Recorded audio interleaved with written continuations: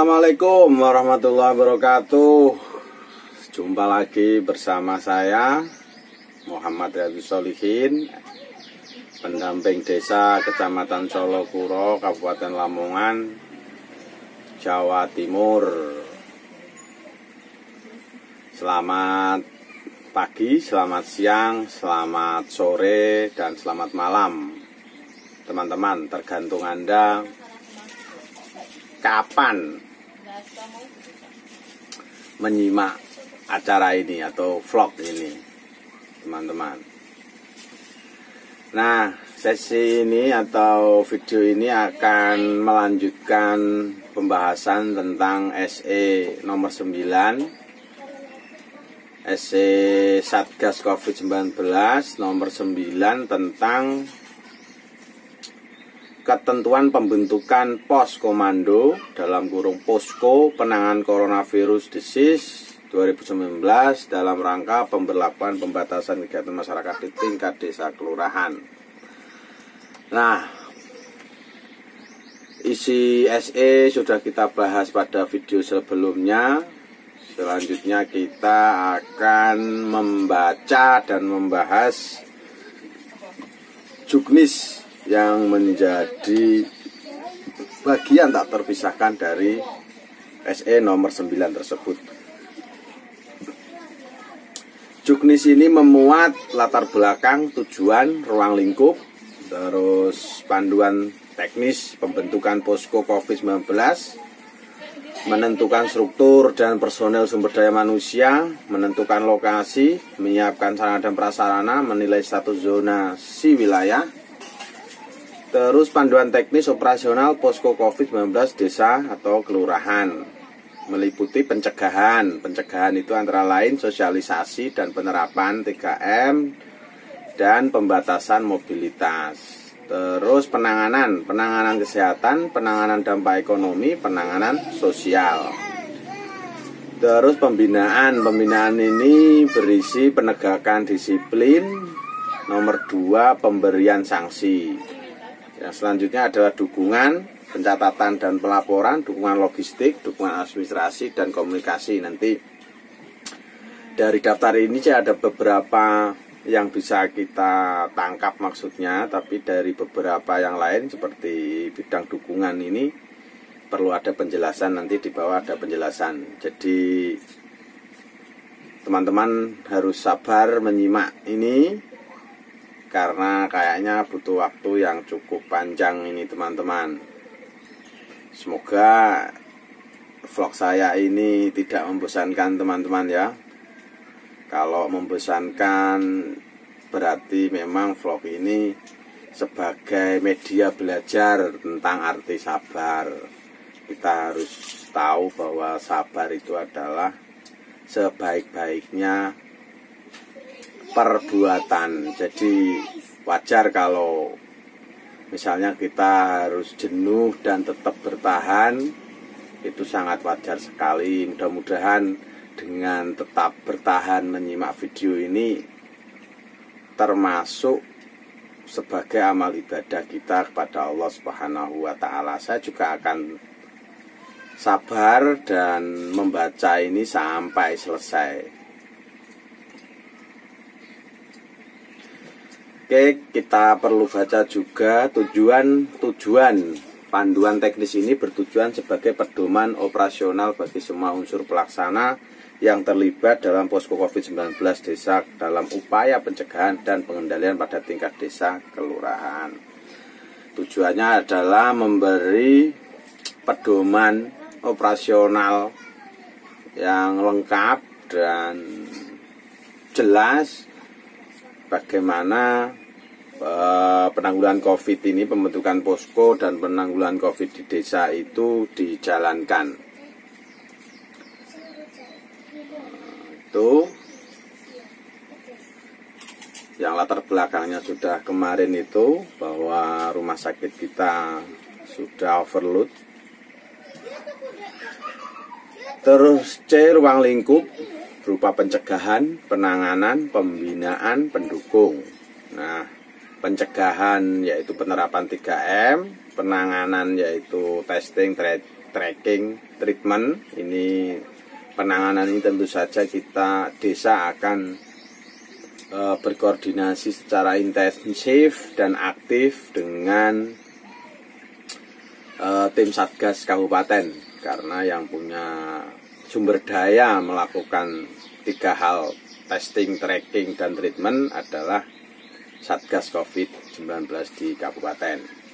Yang nomor C, yang poin C adalah pembinaan yang terdiri dari penegakan disiplin dan pemberian sanksi. Ini yang penting juga untuk kita baca dan kita pahami, yang kemudian nanti bisa kita aplikasikan di lapangan.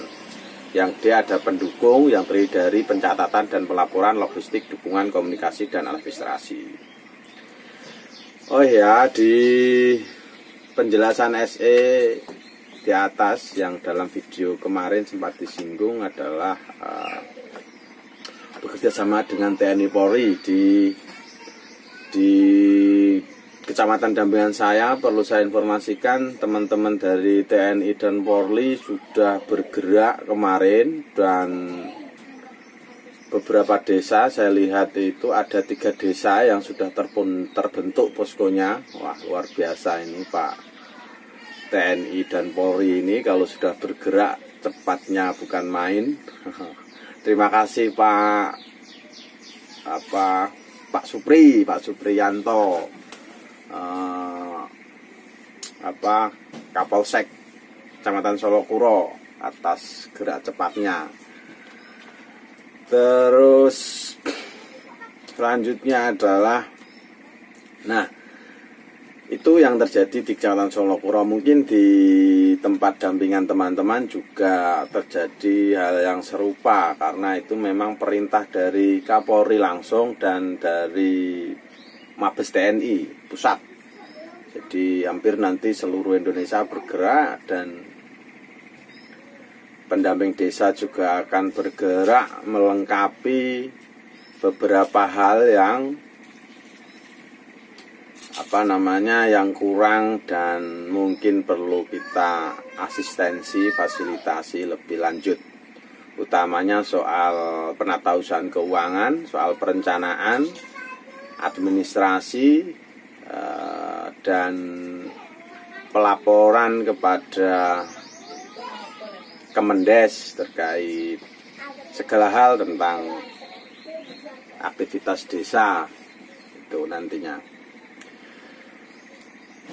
Selanjutnya adalah juga perlu saya sampaikan bahwa cara penyajian vlog ini kita pakai seperti metode di pesantren, yaitu membaca teks terus dijelaskan, disarahi istilahnya. Tuh.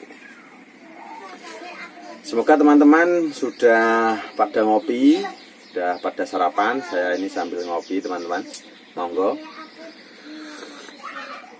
Terus yang lagi sakit semoga cepat sembuh, makan yang teratur dan jangan malas minum obat.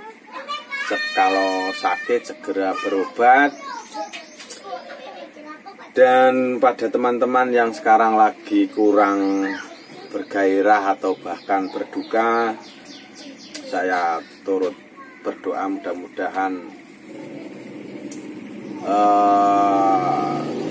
kesedihan dan kedukaannya cepat berlalu, bahwa dalam titik tertentu sebagai manusia kita hanyalah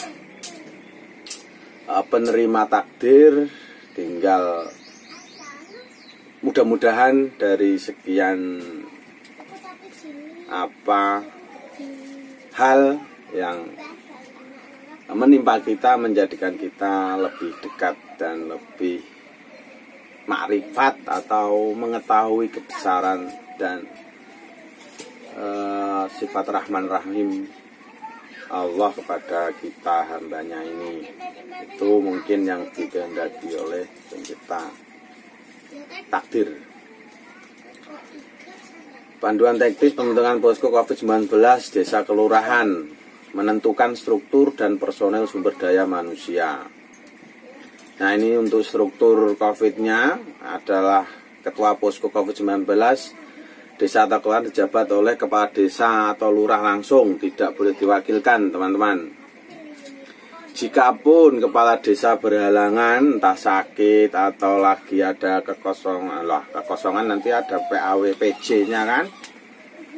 Tapi dalam beberapa hal misalnya ada kekosongan, maka akan diganti oleh BPD atau sumber daya manusia yang layak sesuai kesepakatan. Terus yang nomor B adalah pengerahan sumber daya diutamakan bersumber dari perangkat desa kelurahan setempat. Jadi ini nanti posko ini sepenuhnya harus di-triggeri atau digerakkan sepenuhnya oleh Pemdes. Jadi yang menjadi generator atau penggerak utama adalah Pemdes, bukan yang lain. Jadi nanti teman-teman pendamping misalnya untuk membantu atau mendorong ya lewat Pemdes ini, tidak yang lain. Terus nomor C adalah berkoordinasi dengan berbagai pihak untuk mendapatkan dukungan. Nah, nanti kita dorong Pemdes untuk melakukan koordinasi untuk memudahkan pelaksanaan penanggulangan COVID-19 di desa masing-masing itu sampai ke level RT yang paling terkecil, sehingga nanti benar-benar informasi bisa cepat dan akurat tertampung oleh tim penanggulangan COVID secara berjenjang itu. Yang D adalah menggerakkan relawan di lingkungan setempat. Relawan yang kemarin kita bentuk, yang setelah dibentuk pada tahun 2020, kita hidupkan lagi. Dan ini tadi di grup relawan COVID ada satu desa di Kecamatan Solokuro yang memang kayaknya kalau ndak merah ya oranye ya mestinya itu yang tadi sempat komen di grup untuk kapan ini relawan digerakkan lagi itu, mengingat desa saya lagi gini-gini, panik begitu. Ya saya jawab saja, saya kasih SE ini untuk dibaca dan besok Senin kita akan ke sana untuk mendorong menghidupkan lagi relawan itu. Karena ternyata Pak Kades dan Pak Bendahara itu yang merangkap jadi operator Sisludes itu ternyata terkena COVID kemarin, dan alhamdulillah sudah bisa pulang setelah isolasi mandiri beberapa hari. Nah, besok kita akan coba ke sana dan coba kita akan buat videonya juga biar teman-teman dan teman-teman pendamping atau yang lain bisa tahu dan kita bisa saling sapa, berkenalan. Karena memang teknologi ini benar-benar memudahkan kita dan harus kita isi yang lebih bermanfaat. Salah satunya adalah memperbanyak teman. Langsung selanjutnya adalah nanti setelah pembentukan struktur, terus pengerahan kembali sumber daya, koordinasi di level desa dan menggerakkan relawan di lingkungan masing-masing. Maka yang selanjutnya adalah menentukan lokasi posko. Lokasi apa itu? Adalah lokasi posko. Nah, ketentuannya adalah lokasi posko dapat menggunakan kantor kepala desa, lapangan, atau suatu tempat yang disepakati bersama. Nah, nanti posko bisa diatur di desa dan saya kira ini sangat cepat sekali karena kita sudah pernah melakukannya di 2020. B. Lokasi posko terletak di lokasi yang tidak rawan bencana, mudah diakses oleh berbagai pihak yang terlibat dalam kegiatan tanggap COVID-19. memiliki ventilasi yang cukup, memiliki lahan yang memadai, dan memiliki tempat penyimpanan yang layak. Nah, ini bagi teman-teman yang dampingannya di daerah rawan bencana ini harus menjadi perhatian ya, terkait keamanan, terus terkait akses yang mudah, itu harus menjadi prioritas. Jangan sampai tambah akses ke posko yang sebenarnya posko itu untuk memudahkan koordinasi, tambah menjadi tambahan masalah, teman-teman. Jadi itu menjadi perhatian, dan mestinya ini juga sudah selesai di tahun 2020 kemarin. Terus menyiapkan sarana dan prasarana. Apa saja sarana dan prasarana itu? Prasarana fisik berupa bagian bangunan atau bagian dari bangunan, seperti sebuah ruangan dengan ventilasi sirkulasi udara yang cukup baik. Jadi untuk ruangannya yang terpenting kalau SOP ini adalah ventilasi untuk oksigen yang baik. Jadi ventilasi harus ada.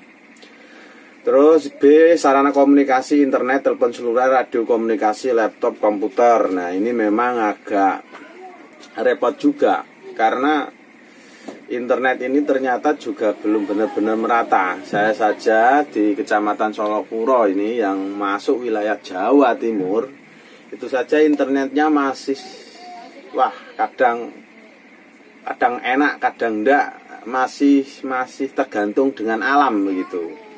Jadi di Kecamatan Solokuro itu teknologi belum bisa menaklukkan alam, jadi masih tergantung. Kadang di situ kadang kita harus ekstra betul soal online itu, karena sinyalnya agak repot masih. Padahal ini di Jawa, tidak bisa membayangkan misalnya di Papua atau di teman-teman di Kalimantan, yang jauh dari akses internet, dan daerah-daerah lain di luar Jawa sana.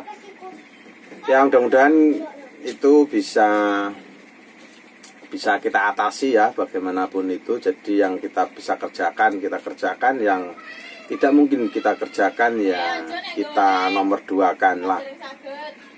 Ada prioritas seperti mengerjakan ujian itu. Kalau yang mudah kita kerjakan terlebih dahulu, yang sulit kita kemudian kan. Kok berhubung belum mengerjakan yang sulit, waktu sudah habis, ya berarti kosong begitu. Itu kalau teknik mengisi jawaban ujian ya.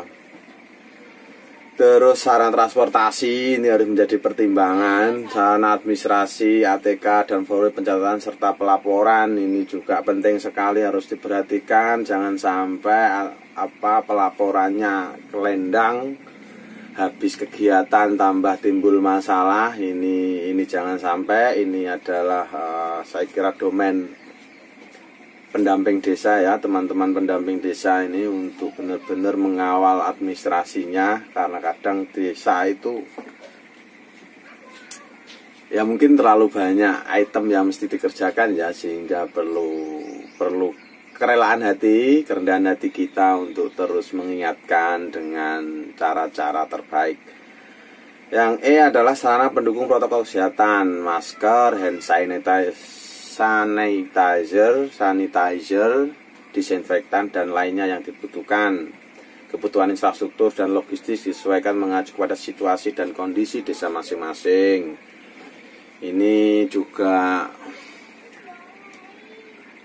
jadi ini beberapa desa kemarin itu sempat mengeluh gitu ya, enggak mengeluh ya, istilahnya mengeluh dalam arti yang tidak negatif. Kok 8% minimal itu banyak loh, padahal kemarin itu kita hanya 40 sampai 50 juta tahun 2020 kemarin. Itu pun kita juga